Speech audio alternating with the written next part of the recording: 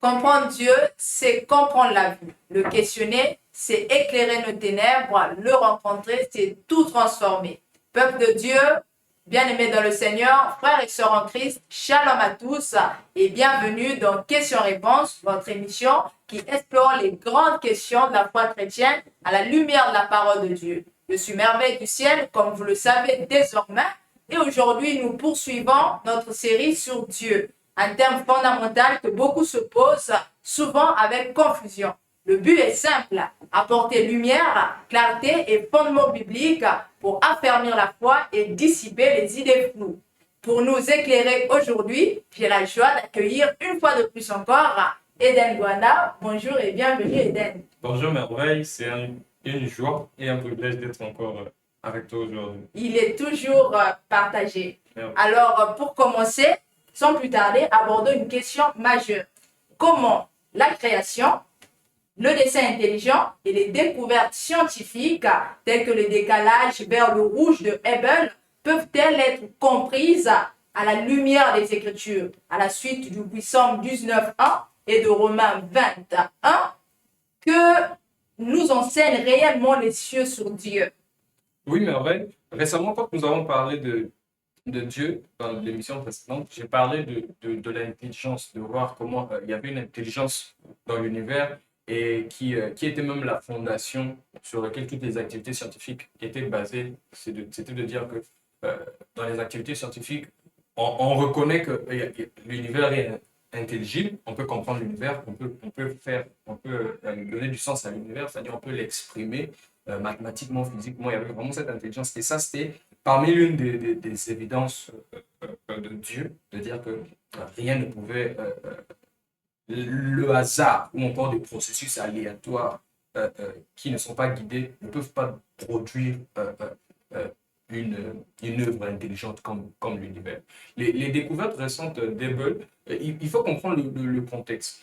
Le contexte, c'est qu'avec la montée de la paix, il y avait cette compréhension de Dieu, il y avait une appréhension, il y avait une présence, cette conscience de Dieu dans toutes les activités scientifiques. Mais après, comme Newton lui-même il a dit, quand il a découvert la loi de la gravité, il y avait quelques éléments qui challengeaient ça. C'est juste une histoire de ces idées scientifiques jusqu'à où on arrive avec le Big Bang. Donc il y avait comme une fuite, si je veux dire, ou encore quelque chose que sa théorie ne résolvait pas totalement. Et dans sa théorie, l'univers avait postulé pour, Newton plutôt a postulé pour l'espace infini. C'est-à-dire que la gravité, c'est cette force-là qui permet de tout maintenir en place. Mais ils se sont posé la question, pourquoi tout ne s'effondre pas en fait? Il n'y avait pas, pourquoi tout ne s'effondrait pas? Et donc il a postulé que l'univers était infini et les forces se contrebalançaient. Et voilà, les activités scientifiques comme ça avancées. Il y a eu d'autres découvertes, Laplace qui a expliqué, un physiciste français, Laplace, qui a expliqué le fonctionnement du système solaire, Darwin qui arrive aussi, qui a expliqué le processus de la vie et tout. Donc, dans les activités scientifiques, on était déjà arrivé à une conclusion de dire que l'univers était éternel.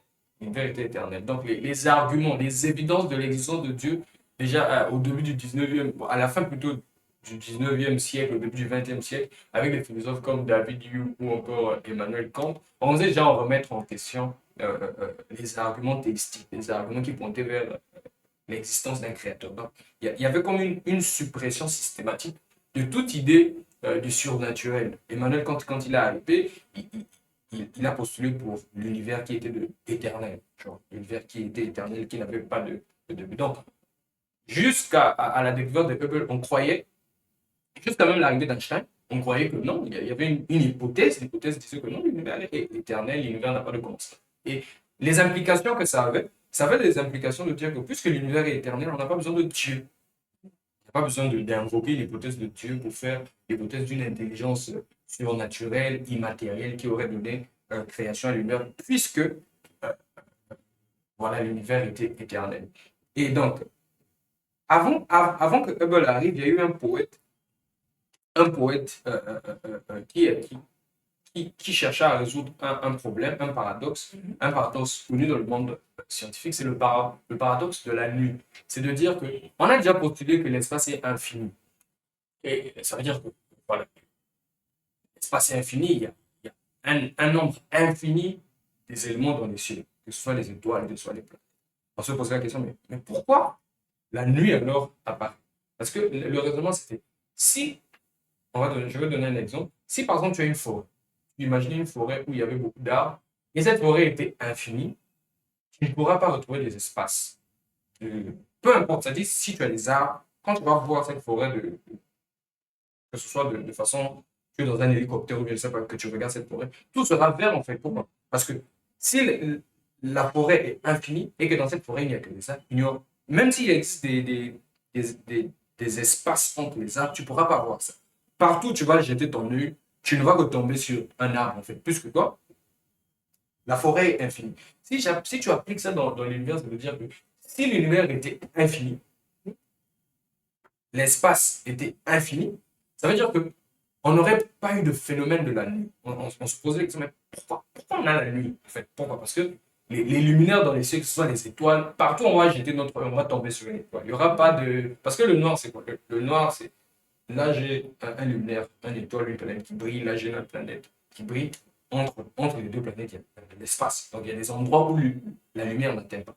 Donc, ce paradoxe-là était déjà connu dans le monde scientifique et les gens commençaient à essayer à répondre à ce paradoxe-là. Et il y a un poète qui a eu à postuler. Il a postulé que si l'univers était infini, il n'aurait pas eu à avoir de ces espaces. Il n'aurait pas eu à avoir de ces espaces. Donc, il a postulé que l'univers était fini, en fait. Donc, l'espace n'était pas illimité, l'espace était fini, et que l'univers est juste récent. L'univers est très jeune, donc la lumière n'avait pas euh, euh, assez de temps pour pour nous atteindre. Il a essayé de postuler comme ça. Et évidemment, il n'y avait pas d'évidence pour ce qu'il a postulé. C'est bien après, bien avant même qu'Einstein arrive dans les années 1920 avec sa théorie de la relativité générale, il y a l'homme que tu as cité, Hubble. Hubble a fait des études, et dans les études que Hubble a faites, il a découvert le décalage rouge. Bien avant ça, il y avait déjà un débat dans le monde scientifique si notre galaxie était la seule galaxie. Ce débat a été tranché, c'était de dire que non, il y avait plusieurs galaxies. Donc Hubble a commencé à faire des études pour calculer la distance de ces galaxies-là. Et il a remarqué que la lumière qu'on recevait de ces autres galaxies, nous sommes dans la Voie lactée, la galaxie se trouve au système solaire, mais il a commencé il a découvert par exemple une autre galaxie, Andromédose, il y a beaucoup d'autres galaxies comme ça, et il a étudié la lumière que nous recevions de ces galaxies, et il a découvert qu'il y avait un décalage vers le rouge. Dans le prisme dans le prisme de la lumière, si un objet émet de la lumière, si cet objet est proche de toi, quand on va étudier la lumière que l'objet émet, la lumière va avoir tendance à être beaucoup plus vers le bleu. Et si cet objet est loin de toi, la lumière va avoir tendance à être vers le rouge. Donc, dans le découverte qu'il a fait, il a découvert en fait que les galaxies qui étaient loin de la Terre, ben, quand on étudie la lumière, il y avait un décalage vers le rouge. Un décalage vers le rouge. Et qu'est-ce que ça veut dire en fait tout ça? Simplement, ça veut dire que ces autres galaxies s'éloignaient de nous. Et il a même formulé la loi de Hubble, la loi qui dit que le plus loin qu'un objet luminaire est de nous, le plus vite il s'éloigne de nous. Plus la distance est grande, plus la vitesse à laquelle l'objet s'éloigne de nous est plus grande. Tout ça, qu'est-ce que ça voulait dire? Tout ça, c'est de découverte scientifique avec des implications. Les implications, c'est que si les galaxies s'éloignent de nous, ça veut dire que l'espace est élastique. L'espace n'est pas statique. L'espace est élastique, ça veut dire que l'univers est en train de s'accroître, s'il faut dire, une expansion de l'univers. Et qu'est-ce que ça veut dire? Si tu as un univers qui est en train de s'étendre continuellement, tu as des galaxies qui sont en train de s'éloigner de nous, ça veut dire que si tu fais un retour dans le temps, on va arriver à un point où tout était sur place, où tout était en fait à la même endroit, un point de singularité, comme Stephen Hawking l'a précisé dans son théorème. On va arriver à un point de singularité. Et ce point de singularité-là, à ce point de singularité-là, aucune loi de physique ne peut être en vigueur, la gravité, tout ça ne peut pas exister. Donc, à ce point de singularité, ça va être le début de l'univers. Donc, ça, c'était la découverte, les implications de la découverte de Hubble. Et Einstein, quand il a, avec sa théorie de la gravité, bien sûr qu'il a réfuté ça, mais après, il a visité Hubble dans son laboratoire, il a confirmé cette théorie. Donc, dans les années 1920-1940, c'était déjà une évidence scientifique qu'on a découverte. Mais enfin, l'univers n'est pas éternel, comme on a postulé pendant toutes ces années. L'univers a un début. Qu'est-ce que ça veut dire dans la discussion que nous avons sur la question de Dieu? Ça veut dire que si l'univers a un début, naturellement l'univers a un commencement. Et si l'univers a un commencement, ça veut dire que l'univers est un effet.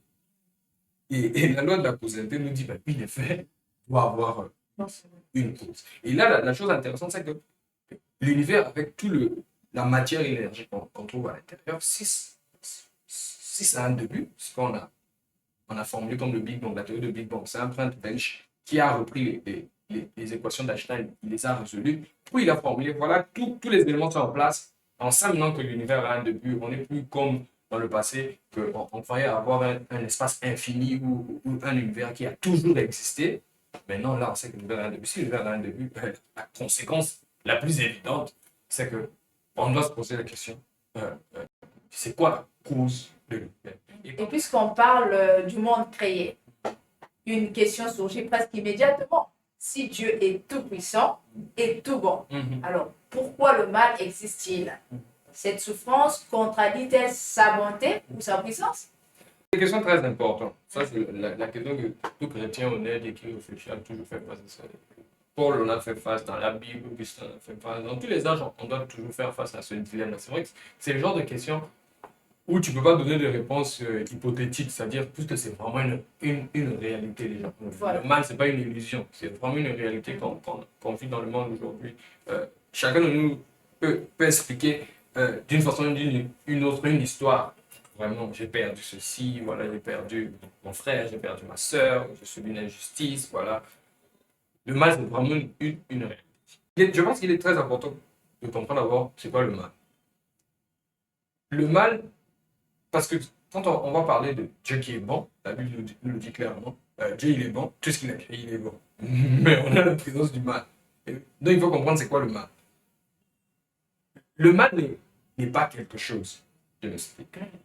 Le mal n'existe pas en lui-même. Une autre façon de le dire, c'est que pour avoir un concept du mal, il faut que tu aies un concept du bien. D'accord? Je ne veux pas dire que ça c'est mal si je n'ai pas au préalable une idée claire de ce que le bien existe. Les ténèbres, par exemple. On dit que les ténèbres, c'est l'absence. Si tu veux définir les ténèbres, comment tu définis les ténèbres? C'est l'absence de la lumière. Donc, on définit le mal en termes de privation ou de manque ou d'absence de quelque chose. Donc, le mal n'est pas une chose en tant que telle, mais le mal, c'est l'absence du bien. Ça, c'est une première façon que tu peux commencer à voir ça. Le mal, c'est vraiment une privation. C'est un manque, en fait. D'accord? Donc, j'ai quelque chose de bien. Quand je n'ai pas cette chose de bien, ce que j'ai ipso facto, c'est le mal. Donc, en tant que tel, n'a pas créé le mal. Dieu n'a pas créé. Si je définis le mal en tant qu'absence, en tant que manque, Dieu n'a pas créé quelque chose qui soit déficient. Dieu n'a pas créé quelque chose qui manque quoi que ce soit. Donc, le mal n'est pas une chose. Le mal, c'est plutôt la privation de quelque chose de bien. Pourquoi c'est important? Une autre façon de voir ça, le mal est comme un parasite en fait. Il n'existe pas en lui-même. Pour qu'il existe, il doit d'abord avoir quelque chose de bien. Et puis, soit on va gaspiller cette bonne chose, on va corrompre cette bonne chose. À ce moment, on peut parler du mal. C'est très important de comprendre cette nature du mal. Parce que quand tu poses la question, qui a créé le mal? Est-ce que c'est Dieu qui a créé le mal? Ça te met dans un conundrum, ça te met déjà dans un problème parce que tu vas croire que le mal existe. Quelqu'un peut commencer déjà à penser à ça. Quand tu penses au mal, la première idée qui peut te venir en tête, c'est par exemple le diable. Le diable, c'est la personnification du mal. Mais le diable n'a pas été créé, on le sait tous, il n'a pas été créé Satan. Dieu n'a pas créé quelqu'un qui soit comme Satan. Dieu a créé un être qui est bon. Et cet être-là, pour des raisons voilà, qu'on connaît dans la Bible, est devenu le diable, Satan et tout. Donc, au départ, tu as des êtres qui sont bons. Ça, je parle encore du mal, je le conçois encore comme le mal moral, c'est-à-dire ce qui est bien, ce qui est mauvais en termes de justice ou encore à l'égard de la justice de Dieu, c'est-à-dire péché ou pas péché. C'est vraiment un langage qui est bon. En termes de moralité, qu'est-ce qui est moralement bon? Qu'est-ce qui est moralement mauvais? Mentir, c'est mauvais, dire la vérité, c'est bon. Dans ce sens-là. Donc, le mal, dans ce sens-là, il n'y a que les êtres bons qui peuvent faire le mal. Il n'y a pas un être qui est mal. Il est mal de fond en comble. C'est-à-dire qu'il a été créé mal. Son seul objectif qu'il peut faire, c'est le mal. Dans son essence, voilà. C'est même, tu me prêtes même les mots. Donc, il n'y a rien qui existe comme mal dans son essence. Dieu a créé des êtres et Dieu a doté ces êtres d'une capacité de choisir, qu'on appelle généralement le libre arbitre, la capacité de faire des choix. Donc, quand Dieu a créé les êtres avec la capacité de faire des choix, prenons par exemple le diable, on peut rester avec son cas, et Dieu l'a créé un être bon, doté d'une capacité. Dieu n'a pas créé des robots, d'accord? Il n'a pas créé des êtres qui ne peuvent que faire le bien. La seule personne qui est condamnée, qui est libre de faire le mal, c'est-à-dire libre de tout acte mauvais, c'est Dieu. Parce que Dieu, il est bon et il est immutablement bon. Immutablement bon, ça veut dire que Dieu ne peut pas changer. D'accord? Mais nous sommes des créatures. Ça veut dire que nous sommes mutables, à l'image de Dieu, d'accord? Mais on n'est pas des dieux. Bien sûr, mais il ne faut pas oublier. Ça ne veut pas dire qu'on est des dieux.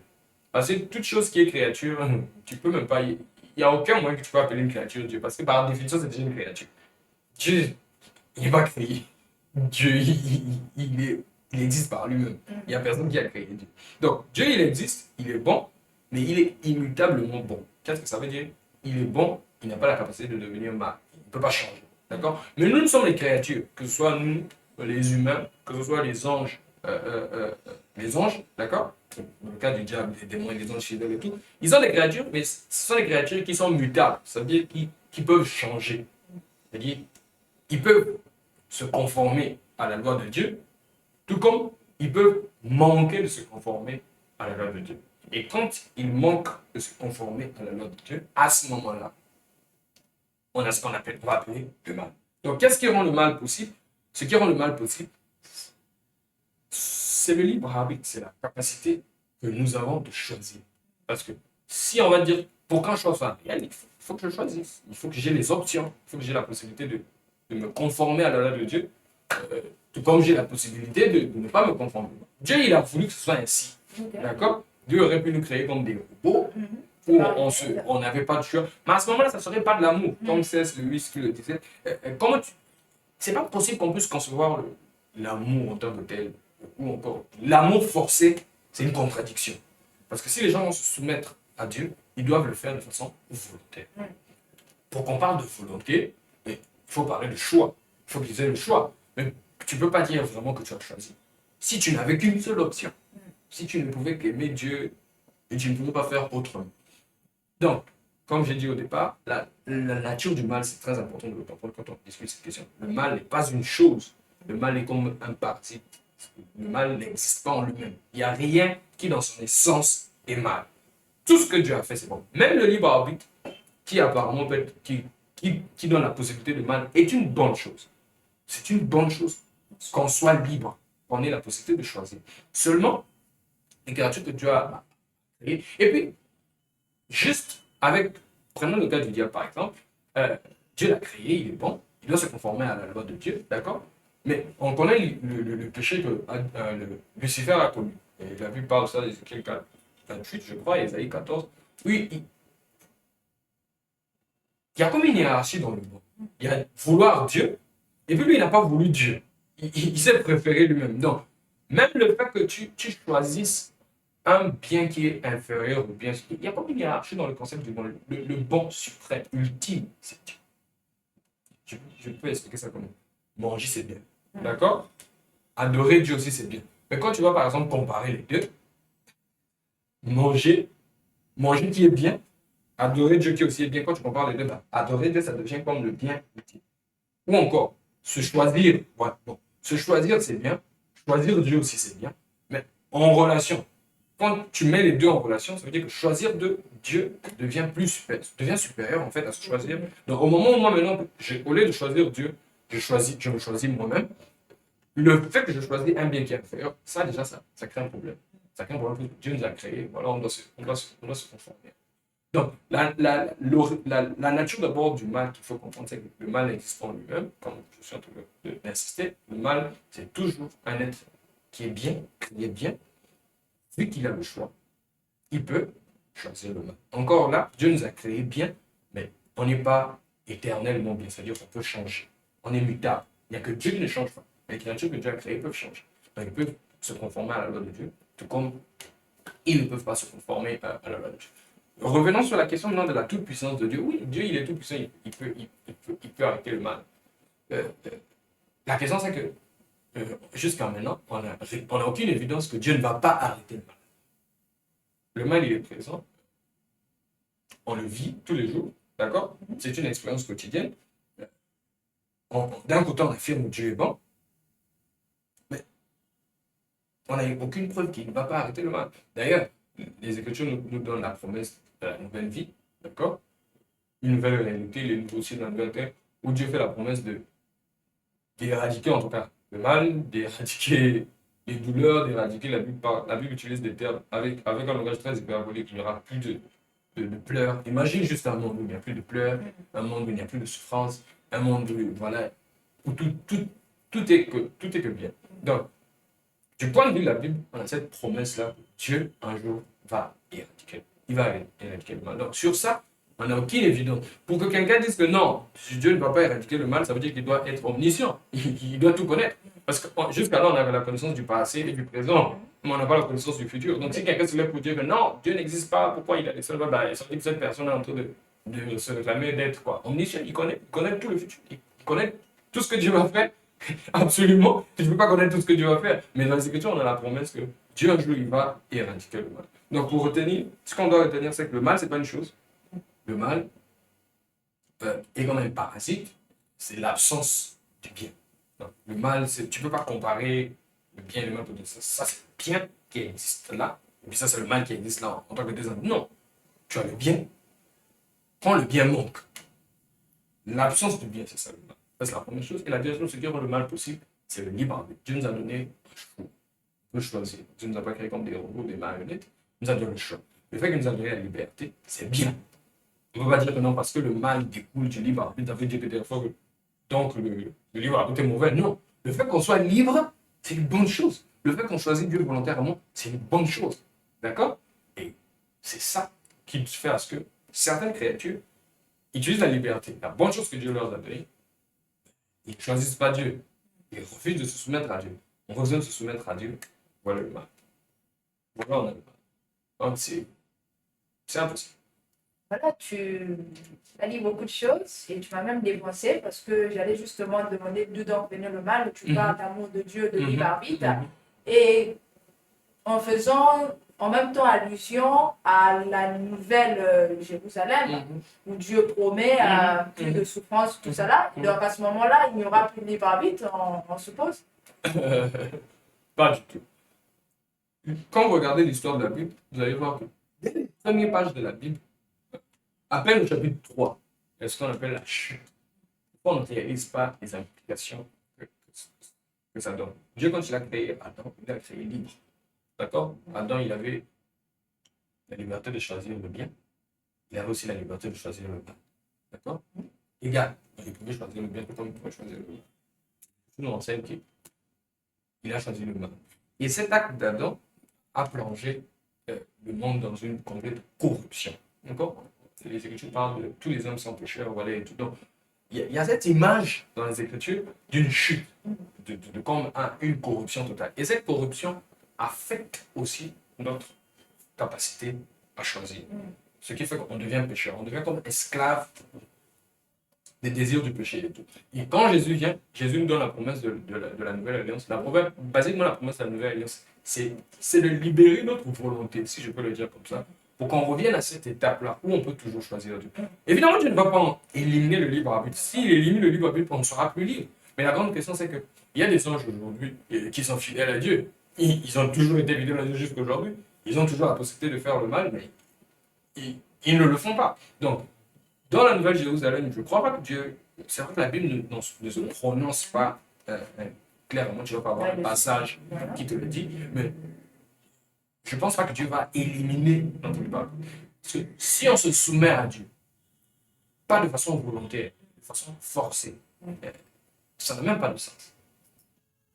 L'idée est répugnante, ça n'a même pas de sens. On n'est même pas à l'image de Dieu. L'image de Dieu, même, c'est ça. Dieu, il est libre d'agir. Il ne fait pas les choses par.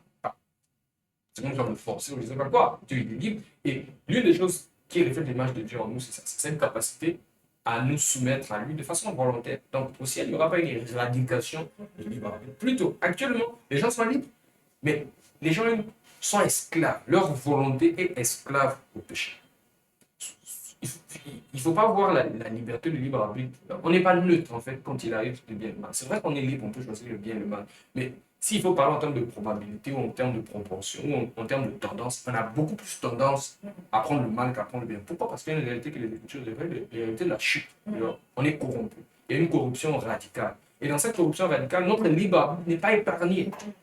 Nos pensées sont épargnées par le péché d'Adam. L'apôtre Paul le dit, un seul a péché, la mort est rentrée, la mort atteint tout le monde. Donc nos pensées sont atteintes, nos émotions sont atteintes, même notre volonté est atteinte ou par nature, on a juste cette tendance à aller vers le bas. Et quand la nouvelle naissance est nous libérer de ça, c'est de restaurer notre volonté, notre libre arbitre, pour l'amener à ce stade que Dieu l'a voulu, de ne pas avoir. Il y a juste cette image du libre arbitre qui est en prison. Imagine juste une volonté qui est emprisonnée. Emprisonnée qu'avec une seule option. Au départ, nous avons deux options, mais actuellement, les gens sont emprisonnés. Ils n'ont qu'une seule option. Ils ne peuvent que faire le mal. L'apôtre Paul dit que du matin, il n'y a aucun d'entre eux qui fait le bien. Ce n'est pas un comportement normal. Dieu ne nous a pas créés comme ça. Dieu nous a créés libres. Voilà, on peut le choisir, tout comme on peut le rejeter. Mais quand Adam l'a rejeté, ça nous a plongé comme dans un esclavage total vers le mal. Et la nouvelle naissance nous délivre de cet esclavage. Et on revient à cet état initial. Et il faut se voir la grande image. Souvent, c'est très difficile, on ne peut pas voir la grande image de la même manière que Dieu la voit. Mais quand tu parcours les Écritures de la Genèse à la Révélation, tu vas juste voir, on sera dans un meilleur état en tout cas. Un état mieux qu'Adam. On sera dans un meilleur état. Et dans cet état-là, je vois qu'il n'y aura plus de péché. Si Dieu le dit, il n'y aura plus de péché, ça veut dire que il ne va pas éliminer le libre arbitre. Pour éliminer le mal, il n'a pas besoin d'éliminer le libre arbitre. Un exemple suprême, par exemple, c'est Jésus. Jésus, il a accepté d'aller à la croix volontairement. Dans les Écritures aussi, tu as le témoignage des hommes fidèles qui sont restés fidèles à Dieu volontairement. Donc, pour avoir des personnes qui sont fidèles à Dieu, il n'a pas besoin d'enlever le libre arbitre parce que c'est une bonne chose. Il a créé, c'est lui-même qui l'a donné au départ. Dieu ne fait pas des choses, genre il fait une chose, après il comprend, non, c'est ça ce que j'ai fait, ça m'a causé des problèmes, je dois répondre à Dieu. Il est Dieu, ça veut dire que tout ce qu'il fait, c'est parfait, c'est correct. D'accord? Donc, tout cet épisode dans lequel on se trouve, c'est comme une brèche, je veux dire, où tout va revenir à la normale. Je ne pense pas que il y aurait une nation. Le contraire, on va servir Dieu volontairement. Volontairement. Mais il y a plutôt quelque chose qui m'intrigue. Tu parles de réalité de la chute. Mais pourtant, avant que Adam, voilà, jusqu'à ce que Adam pêche, il n'avait pas de chute. Mais qu'est-ce qui aurait donc mal influencé son libre arbitre, puisqu'on l'aura toujours et de façon. C'est Augustin qui disait, Adam, avant la chute, il avait deux options. Il avait ce qu'il appelait en latin le posse peccare, c'est-à-dire la possibilité de pécher, et puis il avait le posse non peccare, qui en latin veut dire la possibilité de ne pas pécher. D'accord? Il avait les deux possibilités. Il a péché, d'accord? Après la chute, on est rentré dans un état où on a l'impossibilité de ne pas pécher. L'homme dans l'état de la chute, il peut commettre le bien, mais il est impossible de concevoir l'homme dans la chute qui ne pêche pas. Après la chute, non seulement on va revenir dans l'état d'Adam qui était, donc il y a comme une amélioration de mesure où on va arriver dans un état où on ne peut pas concevoir de péché en tant que tel dans l'état de la nouvelle alliance. Pourquoi? Parce que tout est renouvelé, le plan parfait de Dieu, il est comme. Il faut comprendre qu'il y a certaines de ces questions, quand tu regardes la grande image de ce que Dieu veut faire, l'apôtre parle dans Éphésiens 3, il parle du mystère de Dieu caché, tout ça. Quand tu regardes la grande image de ce que Dieu veut faire, tu vas voir comme une convergence. Donc, non seulement quand on sera dans la nouvelle réalité, est-ce que c'est le paradis ou je ne sais pas quoi, peu importe, quand on sera dans cette nouvelle réalité-là, non seulement on va être dans l'état dans lequel Adam était, mais il y a vraiment une meilleure. Ça sera mieux que ça. Pourquoi? Parce qu'on sera complètement renouvelé, on sera complètement. Adam, c'est vrai qu'il était créé bon, mais déjà, si quelqu'un peut commettre le péché, il est libre, d'accord? Mais s'il peut commettre le péché, ça nous a plongé dans le péché. Mais après cette période-là, il y a un renouvellement total. On va rester fidèle à Dieu. À nouveau, pour éliminer le péché, Dieu n'a pas besoin d'enlever le libre. Parce qu'au moment qu'il enlève le libre arbitre, Dieu dit que notre obéissance n'est plus bonne.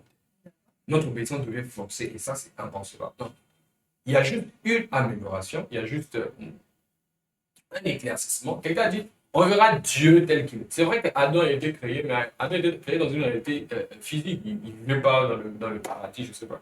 Il était sur terre. Mais les nouveaux cieux, la nouvelle terre, à nouveau, la Bible parle d'une image d'un monde qui va au-delà de la réalité d'Éden. Parce que les nouveaux cieux et la nouvelle terre, c'est pas Dieu ne crée pas un jardin et puis non, c'est toute une réalité, tout a été. Le diable aussi, et puis, à nouveau avec Adam, faut pas oublier l'élément de Satan qui est. Adam n'est pas tombé dans le péché juste comme ça. Il a été tenté, d'accord? Et il y a eu un élément, Satan lui-même, qui est tombé, et puis voilà. Qui est, mais là, dans la réalité de l'océan, il y aura plus de diable, il y aura plus de Satan. Donc, on verra dans un monde qui est meilleur. Les gens vont servir Dieu volontairement. Pas besoin d'enlever le libre. Tu dis que dans cette nouvelle réalité, on serait comme une version améliorée d'Adam. Alors, pourquoi donc ça ne l'a pas toujours été depuis le début? Depuis le début. Je ne sais pas si c'est pas Dieu. Non, justement, c'est pour se questionner. Comme Exactement. Questionner, c'est... Exactement. C'est très... Ouais, exactement. Je ne peux pas me mettre à spéculer sur qu'est-ce que Dieu aurait dû faire, qu'est-ce que Dieu n'a pas fait, pourquoi il a... je veux me casser le fait pour rien. Voilà. La réalité, c'est que je fais face à ce que Dieu a fait. Les Écritures parlent plusieurs fois du plan de Dieu, voilà, de la grande image. Je n'ai pas cessé d'utiliser ce terme, de la grande image, du plan de Dieu, voilà, caché de tout le temps. Voilà. Regarde un truc. La Bible dit que Jésus a été immolé avant la fondation du monde.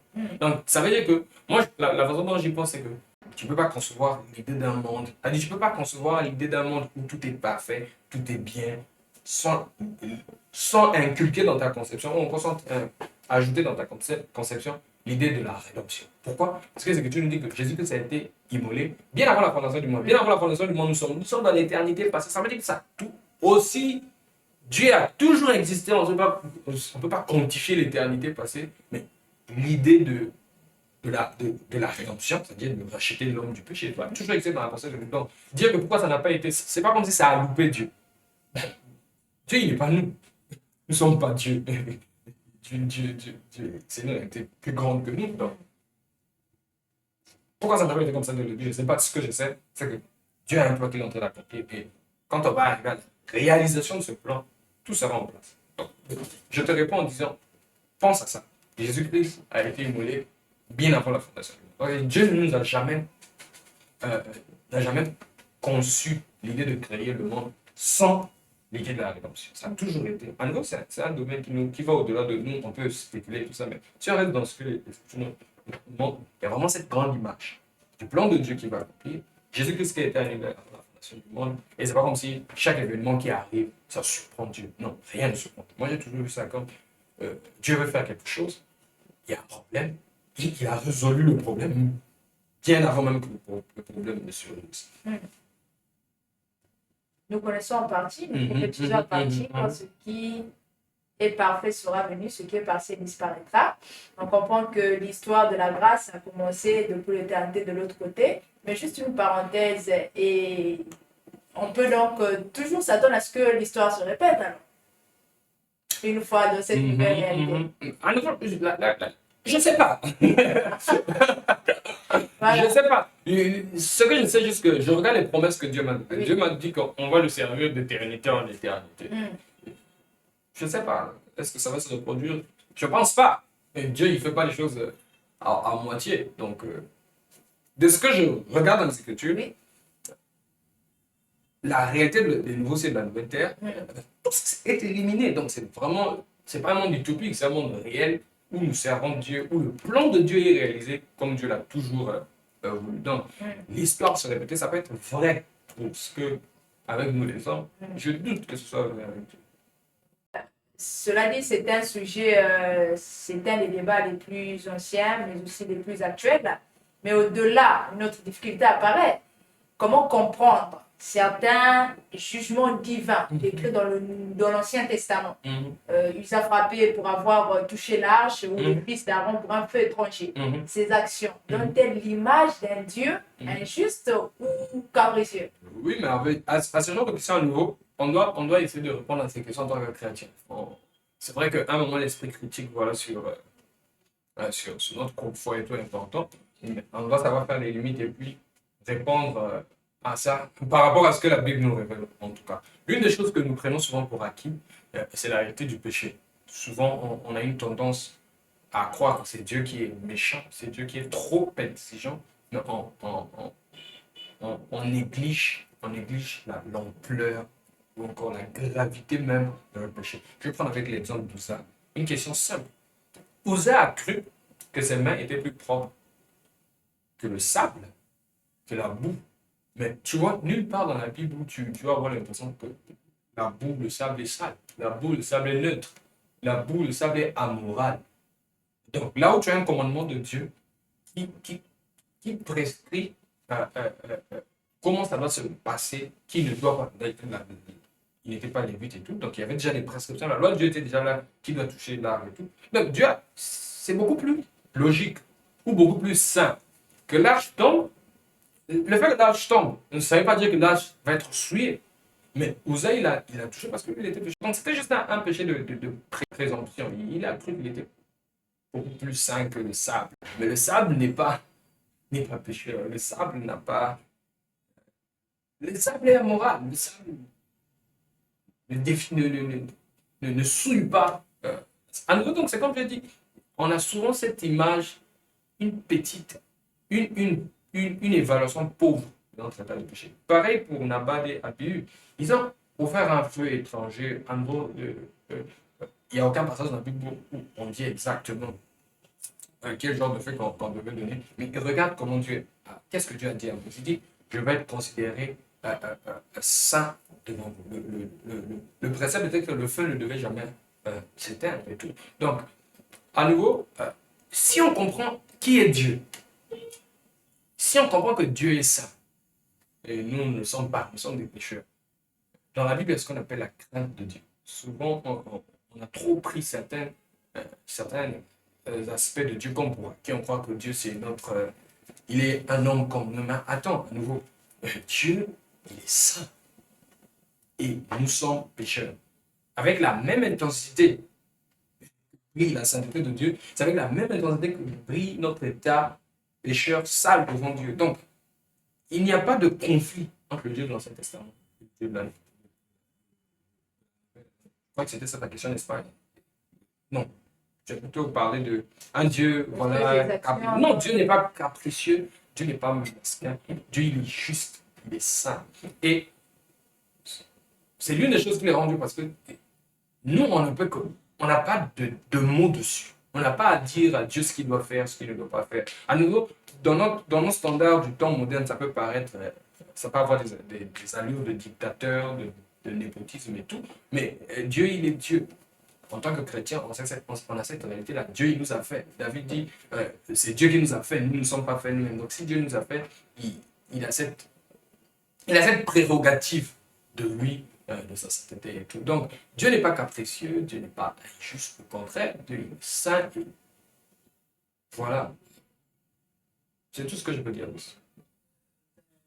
Tu parles plutôt de Uza, le lac d'Uza comme péché de présomption. Est-ce que ça valait pour autant une telle sentence?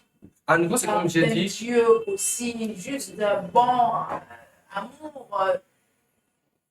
Tout de Dieu, tout de Dieu est saint. Le genre d'amour de Dieu, c'est saint. Le genre de bonté de Dieu, c'est saint. Qu'est-ce que ça veut dire? Saint, ça veut dire quoi? Saint, ça veut dire que Dieu a égard à sa propre valeur, à sa propre parole. Tu poses la question si ça a valu autant. Mais la grande question, c'est que tu dois regarder à qui tu as commis l'acte. Un péché contre un Dieu infini, contre un Dieu si grand, si merveilleux, comme tu le dis, ça peut paraître dur, ça peut paraître méchant, mais c'est la réalité. Nous sommes des pécheurs et notre vue de la réalité est floutée. C'est Jonathan Edwards qui disait, même l'enfer ne serait pas nécessaire. C'est des mots très durs. Bon, c'est la parole de Dieu et tout, mais même l'enfer ne sera pas assez juste pour voir la gravité. En fait, quand tu ne comprends pas la gravité, le problème c'est qu'on prend Dieu pour nous. Le problème c'est qu'on ne connaît pas Dieu. On ne connaît pas la réalité du péché. Si on connaissait Dieu, on va comprendre que tout ce qu'on mérite, on ne mérite même pas une seconde de survie. sur terre. On marche carrément sur la terre parce que on s'est rébellé contre Dieu. Et ça, c'est pas seulement lié à ce qu'Adam a fait, même dans notre style de vie. Chacun de nous, quand tu es juste en face de la présence de Dieu, pour comprendre qui est Dieu, tu vas comprendre que c'est pas une question est-ce que c'est trop sévère, mais c'est une question de la nature à qui on l'enfonce, qui on l'enfonce. Et la justice de Dieu demanderait que ce soit. Dieu se rassure à ce que personne n'a un châtiment au-delà de l'acte qu'il a commis. Donc, si tu vois la gravité du jugement de Dieu, ben, tu regardes la gravité de l'acte qu'il a commis. À nouveau, devant toi, ça peut dire non, c'est un simple petit mensonge, c'est rien, c'est anodin, voilà, c'est pas trivial et tout. Ben, à qui tu l'as commis en fait? À nouveau, comme je l'ai dit, si on a la révélation, on comprend qui est Dieu, on aura peur. Pas le genre de peur qui nous éloigne de nous, mais ce sera une terreur, oui, mais une terreur inspirante. Le genre de terreur, par exemple, comme des qui est dans la présence de Dieu et dit ah, j'ai vu Dieu, c'est fini pour moi. Le texte là-bas dans les mots, ça veut simplement dire je suis dépiécé. Pourquoi? Parce que quand tu regardes Dieu dans toute sa gloire, tu réalises que qui n'est pas comme toi. Justement, cette question nous conduit naturellement à examiner la moralité divine. Mm-hmm. En effet, plusieurs personnes soulignent que certains commandements semblent approuver les actes que nous jugeons aujourd'hui d'immoraux, génocide, infanticide, viol dans un contexte de guerre. Comment réconcilier cela avec l'idée que Dieu est le fondement même ultime de la moralité? Alors, c'est des questions difficiles. Souvent, les gens se prononcent très vite. Vous savez, la justice ou encore l'équité, je voudrais que, avant que je vienne contre une hypothèse ou contre une revendication, une affirmation, que j'essaie de comprendre tout le contexte voilà, dans lequel tout se trouve, afin d'avoir une évaluation sobre. Déjà, il faut comprendre qu'il y a plusieurs façons de voir. La première chose que j'aimerais souligner, c'est que ces actes-là ne se font plus. Par exemple, aujourd'hui. C'est vrai qu'il y a eu des crimes qui ont été commis au nom de la religion du christianisme. Voilà. Et ça, ces âges-là sont passés. Je veux dire, comme ça, les chrétiens, ils ont grandi, ils ont une meilleure compréhension de la parole de Dieu. On n'est plus comme les musulmans aujourd'hui qui vont imposer la foi par djihad, ou encore tuer les rebelles ou tuer les infidèles et tout. Les chrétiens, ça se fait. Il y a beaucoup de lois comme ça que tu vois dans l'Ancien Testament qu'on ne prend pas plus à cœur. Pourquoi? Parce qu'on comprend que la révélation de Dieu est venue de façon progressive. Le contexte culturel dans lequel les Juifs se trouvaient, ce n'est pas Dieu qui a inventé les guerres, ce n'est pas Dieu qui a inventé ces actes-là. C'est des actes qui étaient commis. Voilà, dans des contextes de guerre, les gens allaient. Ça émane déjà de l'état pécheresse de l'homme, de l'humanité dans laquelle on se trouve. Tout à l'heure, j'ai parlé que, voilà, après Genèse 3, on a une image de l'humanité qui est vraiment dans des ténèbres absolues, dans une corruption totale, où la haine voilà, survit. Donc, Israël est dans ce contexte. On est déjà dans la merde, s'il faut dire. Ce n'est pas des commandements que Dieu donne. Voilà comment le monde doit fonctionner. Voilà comment ma vérité doit triompher. Plutôt, on est déjà dans ce contexte-là où les Juifs se battaient contre les Philistins. Ce n'est pas Dieu qui a inventé le concept de la guerre. Et les Juifs ne sont pas ceux qui ont créé le concept de la guerre ou de la conquête. J'entends les gens dire que non, Dieu commande à ce que les Juifs vont prendre Canaan, une terre qui ne les appartient pas, c'est la colonisation, Dieu est l'auteur de la colonisation, ça n'a rien à voir. La colonisation et tout, ce sont déjà des réalités culturelles qui existent et qui n'émanent pas de Dieu, mais qui émanent de l'homme. Et quel homme? Ça émane de l'homme qui est corrompu, qui est rebelle à l'égard de la loi de Dieu, qui ne fonctionne pas selon la loi de Dieu comme ça qu'on l'entend. Donc, quand tu es déjà dans cette merde-là, tu vas comprendre maintenant que les actions de Dieu sont dans un contexte de jugement. La plupart du temps, tu vas voir que Dieu, il prononce, il donne ce genre de commandement. Par exemple, avec les Juifs, il parle de sa colère sur les Amalécites qui doit arriver à leur tête. Paul le dit, toutes les nations de la terre sont sous le jugement de Dieu. Il n'y a pas de... Les Juifs ne sont pas une exception. Toutes les nations de la terre sont sous le jugement de Dieu. Donc, s'il plaît à Dieu de détruire Sodome et Gomorrhe, par exemple, par un feu qui va les raser, ou s'il plaît à Dieu de se servir d'Israël pour éradiquer une nation, pour exercer sa justice, dans le système judiciaire de Dieu, c'est tout à fait normal.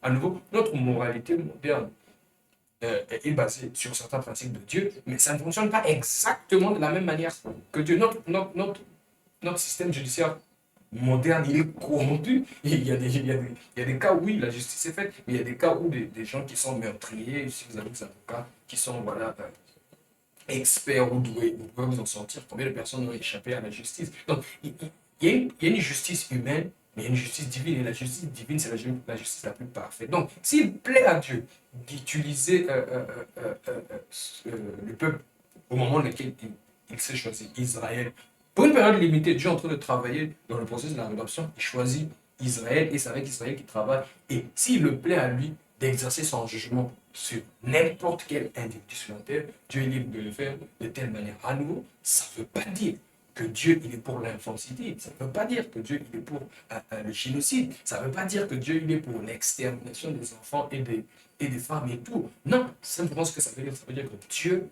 quand il est dans son, par là, on le mot de jugement et tout, ben, il est dans ses droits, c'est même dans sa justice, c'est une perfection de sa part. C'est parfait de sa part d'exercer sa justice. Et quand il exerce sa justice, il exerce de plusieurs manières. Le déluge, par exemple, où il élimine totalement une partie, totalement la planète tout entière, il garde encore par sa grâce un certain nombre de personnes, ou encore ce peuple, ou encore ces exemples qu'on trouve dans le Nouveau Testament. Donc, à nouveau, il faut le voir dans le contexte où l'homme, il est déjà corrompu. On est déjà dans une merde où c'est pas Dieu qui a créé les guerres. Dieu n'est pas l'inventeur des guerres entre nations dans ce monde antique, ni même aujourd'hui. Dieu n'est pas l'inventeur de ça. Dieu n'est pas l'inventeur du génocide. Le génocide émane du caractère corrompu de l'homme et tout ça. Mais Dieu, quand il se sert de sa justice, il juge. Il juge les humains, voilà, par les humains. C'est comme ça qu'il exerce la justice, surtout dans ce contexte-là. Donc, à nouveau, ça n'impute pas au caractère de Dieu. Tout ça, quand on regarde ça, la meilleure façon pour le chrétien de regarder ça, chaque fois quand tu lis ces récits, tu regardes ça, tu penses juste la justice de Dieu. C'est la justice de Dieu qui a fait. Et aujourd'hui, pour toi, ça n'existe pas. Gloire à Dieu. Jésus, il y a eu un changement. Dieu, il est en train de travailler un plan avec les Juifs. Il a travaillé d'une certaine manière, mais juste quand il est arrivé, son sacrifice, voilà, il a fait beaucoup de trucs. Voilà, on a l'église. Gloire à Dieu, aujourd'hui, on ne va pas tuer les infidèles comme je l'ai dit au départ. Donc, ça n'impute pas le caractère de la justice de Dieu. Au contraire, ça confirme. Ça peut être douloureux. Moi, je ne vois pas comment un pécheur voilà, perdu, corrompu, sera content à l'idée d'un Dieu juste. D'ailleurs, le pécheur, il a peur de confronter Dieu. Le pécheur, il a peur de se mettre face à l'évidence, face à un Dieu furieux dans sa justice, parce que Dieu, il est juste dans sa justice. Donc le pécheur ne sera jamais content à ça. La justice, ce n'est jamais un sujet de joie, ce n'est jamais un sujet d'allégresse, ce n'est jamais un sujet quand on évoque la justice de Dieu, que ce soit dans ses actes avec l'enfer, par exemple, où ça va réjouir les gens. Ça va toujours, le contraire, ça énerve les gens. Plus vous êtes pécheur, voilà, ça vous énerve, voilà, vous voulez vous révéler contre Dieu. Mais ceux qui ont l'œil pour voir, ils voient juste la justice de Dieu être comme ça. Voilà, c'est ce que je peux dire sur ça. Pourtant, une autre question persiste. Comment un Dieu juste peut-il infliger un châtiment éternel pour des actes commis dans le temps? L'existence de l'enfer est-elle compatible avec une justice proportionnée? Je crois que je dis ça tout à l'heure à nouveau. On minimise ou encore on néglige la gravité de nos actes en tant que pécheurs. Et ça, c'est l'un des problèmes. Vous savez, il n'y a rien de plus pire qu'un malade qui pense qu'il n'est pas malade. Il n'y a rien de plus pire qu'un homme qui est corrompu, un dictateur ou encore un népotique, ou encore un homme qui est mauvais et qui n'a aucune idée de l'ampleur de sa nature. Il n'y a rien de plus mauvais que ça. David disait, l'insensé dit dans son cœur, il n'y a pas Dieu. C'est pas qu'il est athée, c'est pas qu'il nie l'existence de Dieu, mais juste l'idée d'un Dieu juste qui va te confronter à tes propres actes, c'est effrayant. Et la nature pécheresse va juste faire émaner en toi cette haine.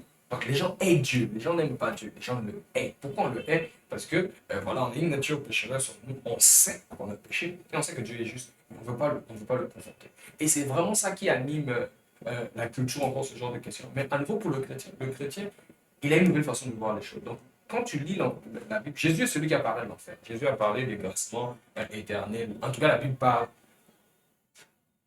d'éternité en éternité, on sera avec Dieu. D'éternité en éternité, les gens vont subir l'enfer.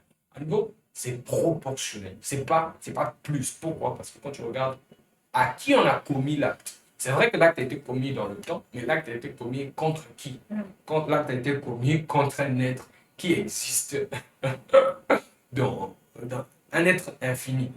Un être infini. Donc, quand on comprend la gravité de notre corruption, quand on comprend contre qui nous avons péché, et on comprend juste que Dieu, il est juste.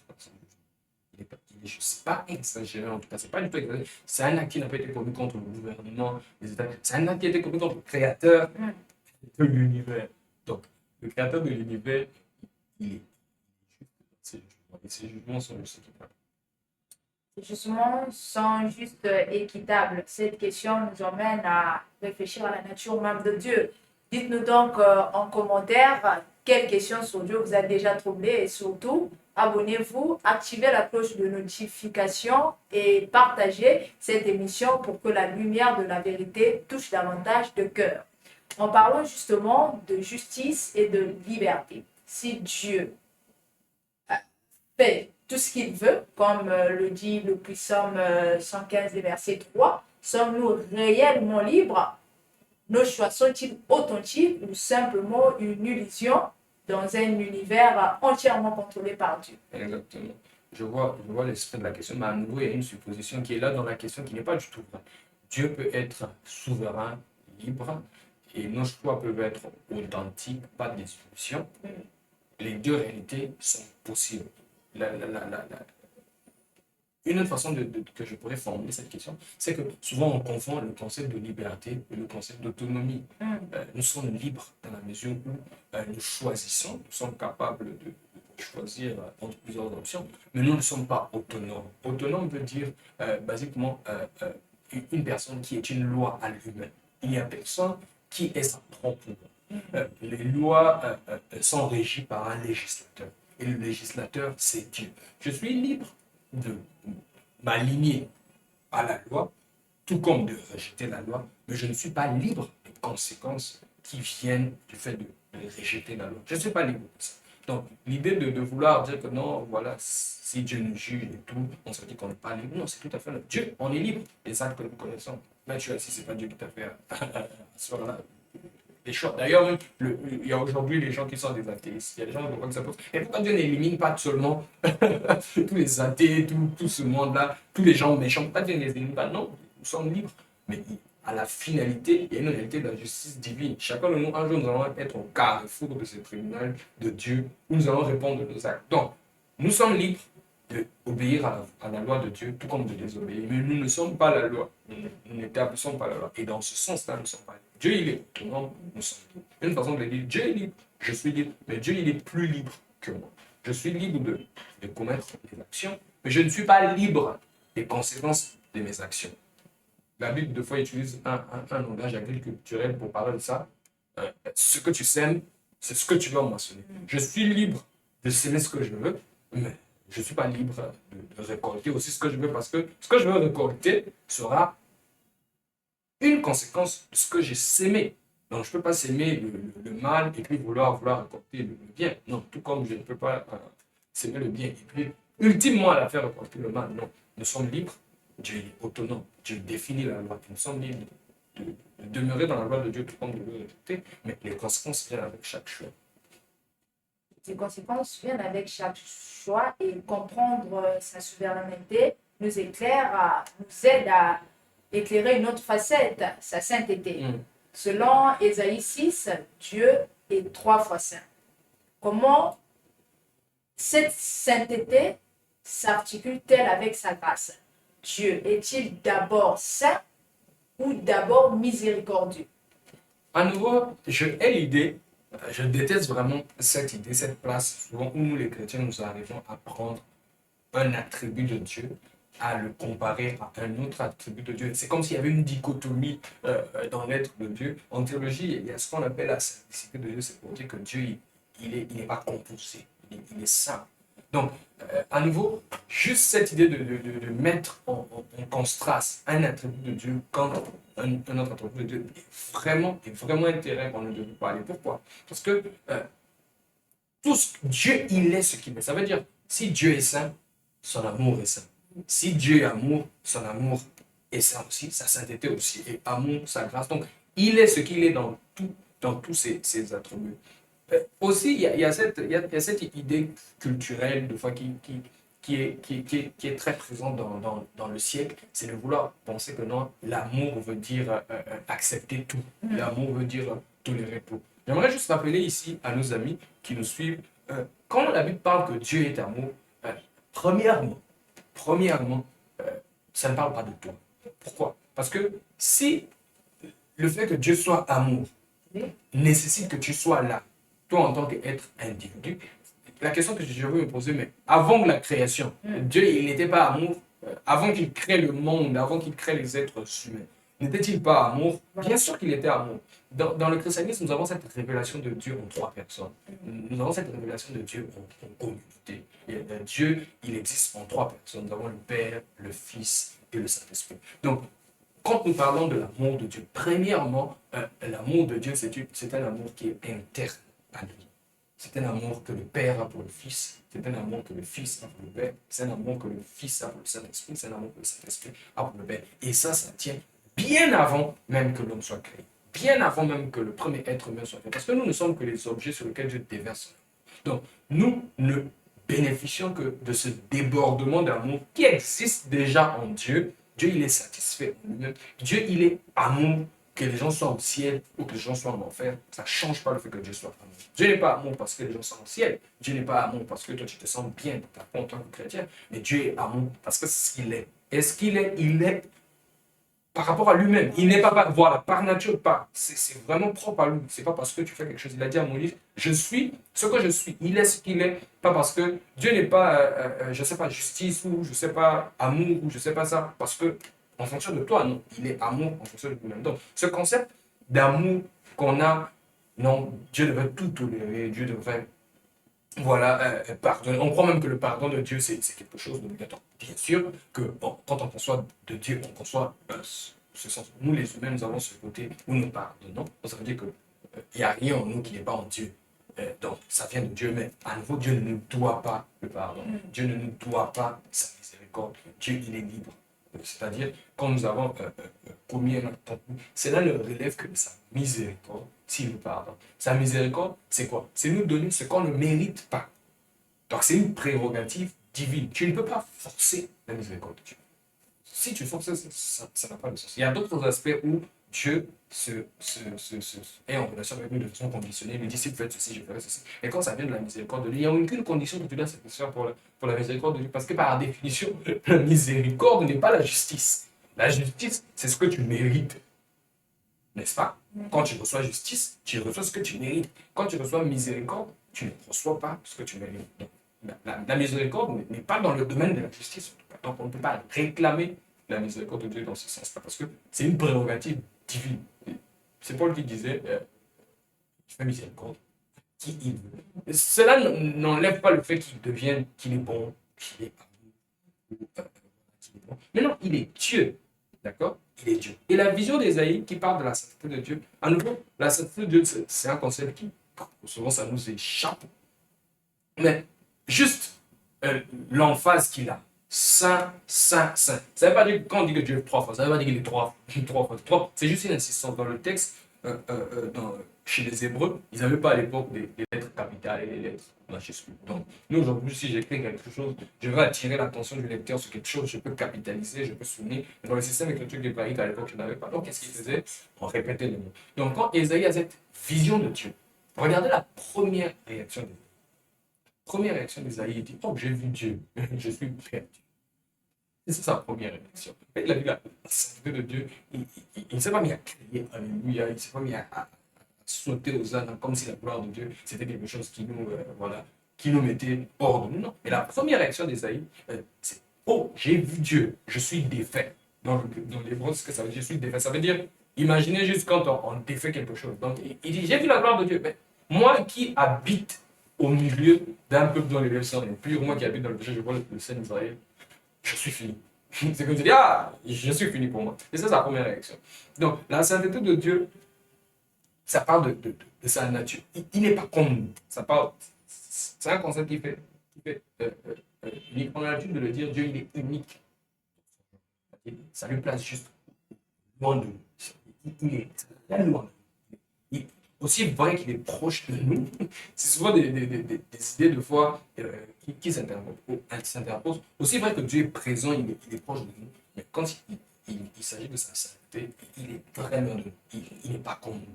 Quand tu regardes Dieu dans sa sainteté, la première chose que tu réalises que tu es pécheur. Tu n'es pas comme nous. Parce qu'il est saint, il est beau dans toute sa gloire et tout. Donc, il n'y a pas d'un attribut de Dieu qui est contre un autre attribut de Dieu. Ce serait vraiment un sacrilège de penser de cette façon. En tout cas, je pense que ce serait vraiment un sacrilège de penser de cette façon parce qu'on ne peut pas décomposer Dieu. L'amour de Dieu est un amour qui est saint. La sainteté de Dieu est une sainteté voilà, qui est pleine d'amour. À nouveau, l'amour de Dieu, ce n'est pas toi qui le définis. Tu le reçois. Nous sommes juste des récipiendaires de ce débordement d'amour. Donc il n'y a pas de conflit, il n'y a pas là, dans l'Ancien Testament, le Dieu il est mesquin, il est méchant dans le Nouveau Testament. C'est le même Dieu, Dieu ne change pas. C'est le même Dieu. Donc, malheur à nous si on pense qu'il y a eu un changement du côté de Dieu. Dieu ne change pas, il est le même. À nouveau, c'est la façon dont il rentre en relation avec nous qui change. D'accord? Dans l'Ancienne Alliance, il y a cette alliance des œuvres, il y a cette alliance Israël et tout, qui est limité à un peuple. Dans la Nouvelle Alliance, on a une relation avec Dieu à travers Jésus-Christ. Dieu dans sa nature, il ne change pas. Donc il n'y a pas un attribut de Dieu qui est contre un attribut de Dieu. On doit juste apprendre à aimer et à adorer Dieu tel qu'il est. Pas à choisir de peur de se créer une idole. Parce que non, moi le Dieu que j'ai, il est comme ça, il ne peut pas faire ça, il ne peut pas faire ça, il ne peut pas faire ça. Donc c'est faux. C'est faux, mais justement, Rabbi ne change pas, il est le même, hier, aujourd'hui, éternellement. Et tu as tantôt parlé de relation. Et dans toute relation, hein, quelle qu'elle soit, il y a des droits et des devoirs. Et si donc nous sommes en relation avec Dieu, bien entendu, qu'il nous doit des choses et que nous, en retour aussi, voilà. Je ne le dirai pas de cette façon, parce que aussi bien que nous sommes en relation avec Dieu, mais nous sommes en relation avec Dieu selon les termes qu'il définit lui, pas selon les termes que nous on définit. Voilà. D'accord?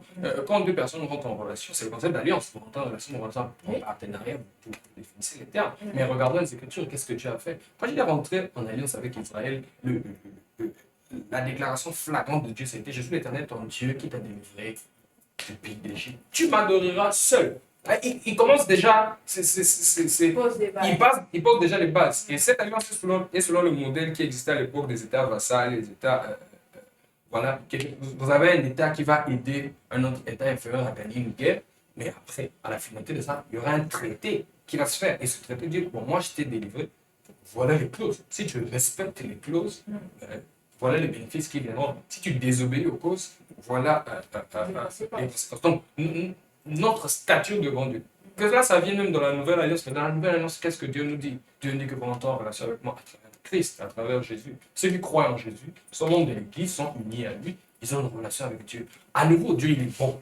D'accord? Je ne sais pas de peindre l'image d'un Dieu égoïste, rabat-joie. Je ne sais pas quand Dieu, il est bon. Nous allons apprendre à nous, de toutes les façons, ce que nous avons plus reçu dans ce monde depuis la création, c'est que de la bonté de Dieu.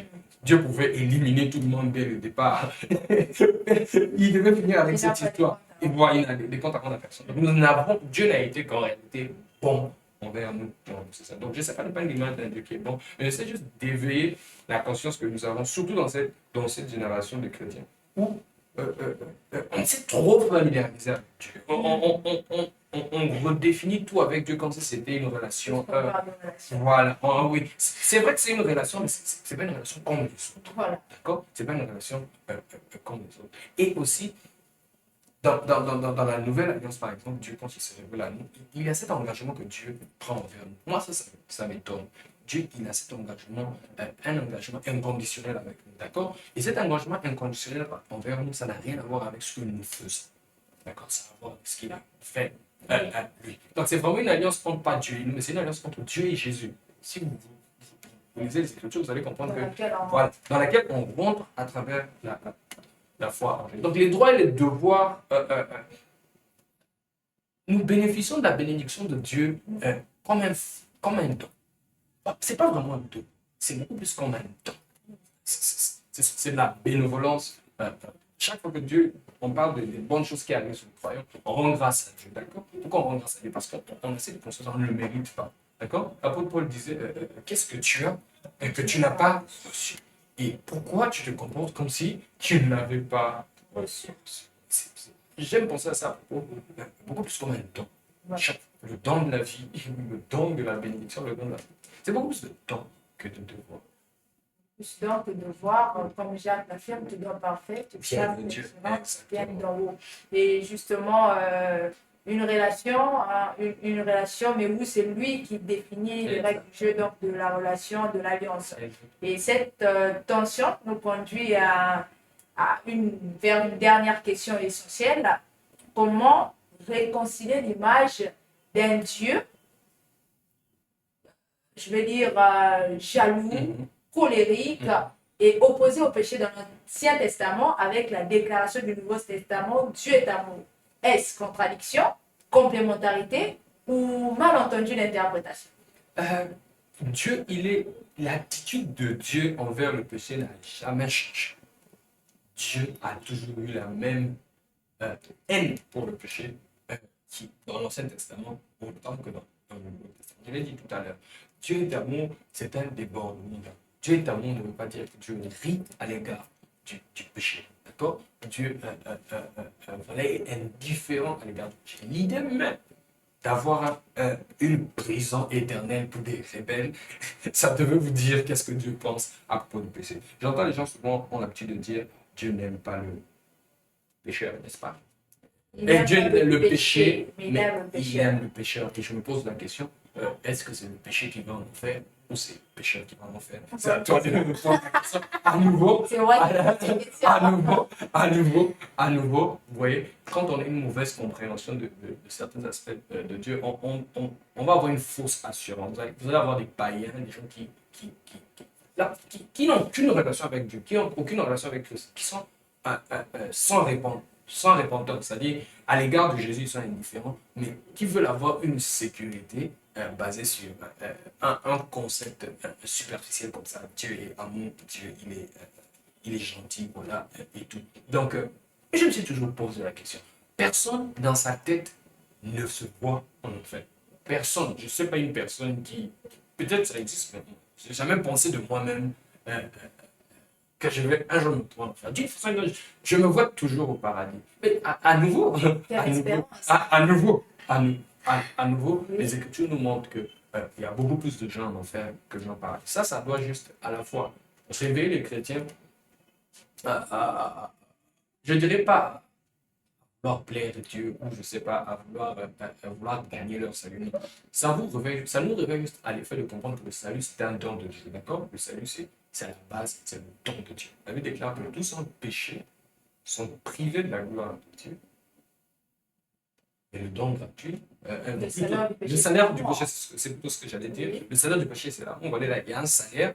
Et puis il dit quoi? Le don gratuit, c'est la vie éternelle. Donc, il faut comprendre que Dieu a travaillé de façon progressive. Quand on voit dans l'Ancien Testament le but. Donc, oui, l'homme vient de pécher. C'est une chose de pécher. C'est une autre chose de penser que voilà, tu n'es pas affecté par ce péché. Ou bien de croire que tu es saint, tu es juste devant Dieu.